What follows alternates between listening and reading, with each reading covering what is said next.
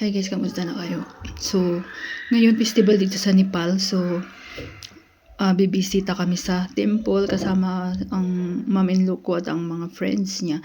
So, habang naglalakad kami, nadaanan namin yung kapitbahay namin. So, ang sipag niya, si Ama. So, Ama, lola sa atin. So, ang sipag niya, nag-guardian. So, kagandahan dito sa Nepal guys, ang sisipag ng mga tao at saka yung mga gulay is fresh talaga. So, hindi po kailangan gumamit ng mga fertilizer para mag-garden ka. So, naglalakad na kami papunta sa highway kasi isasakay kami ng bus. So, lakad kami ng mga 10 to 15 minutes. So, yan mga friends ng mom ko. So, mababait din sila. So, ang saya lang kasama din nila.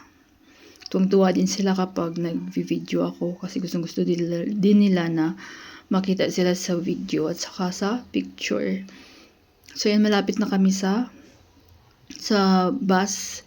So, andito na kami guys. So, hindi ko na pinakita guys na sumakay kami ng bus kasi super crowded talaga. As in, punong-puno yung bus. Wala na kaming maupuan.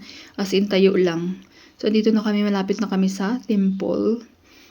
At papasok na kami. So, ayan yung aking mom-in-law. So, masaya din. Maganda yung weather. So, yan ang mga friends niya. Maganda niyang friends. So, ang ganda ng weather kasi hindi siya mainit at hindi rin malamig. So, nandito na kami sa loob ng temple. Pero doon sa pinakaloob niya, yung parang prayer room talaga nila, is hindi bawal doon mag-picture or mag-video.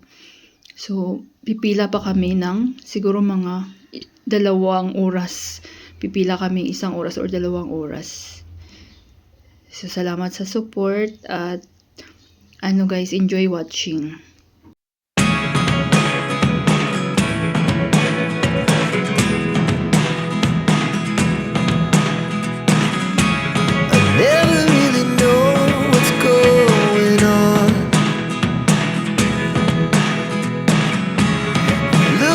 Sometimes like all you want to do is run. Hear me out,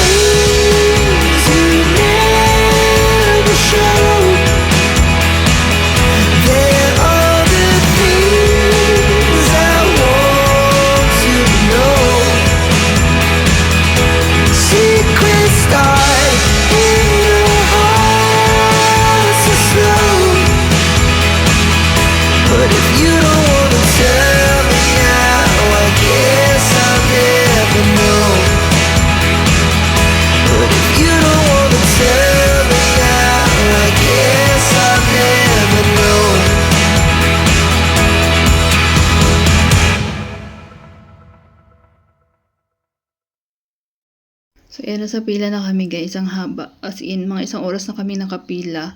So, siguro mga isang oras pa bago kami makarating doon sa pinakaloob ng tingnan nyo ang pila, grabe ang haba. Siguro 1 oras pa bago kami makarating doon sa pinaka-prayer room talaga nila. So, lang, tiis-tiis lang. Mabuti nga hindi siya mainit at hindi rin umulan. Ngayon, pa naman dito sa Nepal, yung weather ba is laging umuulan. Minsan ang sobrang init naman. So, ngayon, sumabay sa amin yung panahon. So, hindi siya mainit, hindi rin siya umulan.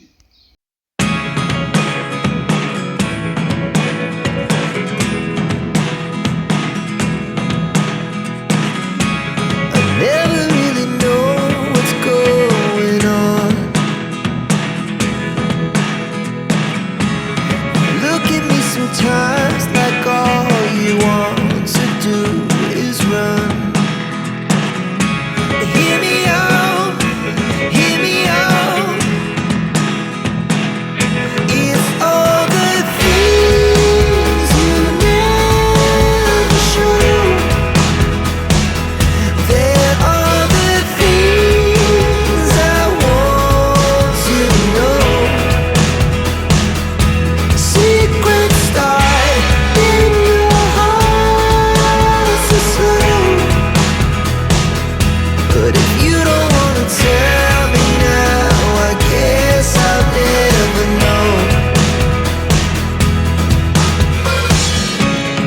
Losing almost all my energy. It's getting hard to talk to you, and I'm the only one who speaks. It's all the things you never show. There are the things I want to know. Secrets start in your heart so slow. But if you don't wanna tell me now, I guess I'll never know. Here we go, turning all the wrongs into rights. Here we go, you could take me there tonight. Whoa, this life is all we know. Whoa, I can't stay if you can't let it go. I never really know what's going on. Ayan guys, nakapasok na kami sa loob, na dito na kami sa labas uli. So yan, mayroon kami mga tika.